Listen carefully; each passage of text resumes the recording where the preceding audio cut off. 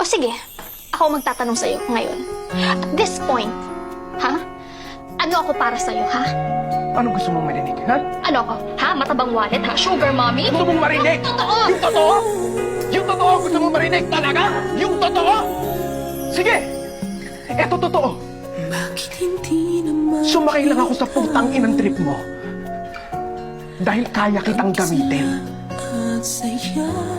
Dahil madali kang pera, Gemma. Yun lang naman kaya mong ibigay, di ba? Pera lang. Bukod dun, ano pa? O sige, bibigay ko sa'yo yung itsura mo. Bukod dun, ano pa? Sinong magkakagusto sa'yo sa ugali mong yan? Tangina, nakakairita ka, Gemma. Sobrang desperado mong tao. Alam mo kung bakit may gusto sa'yo mga tao? Kung bakit dami kang views? Dahil naaawa lang sila sa'yo. Nakakaawa ka eh. May pangarap, wala ka eh.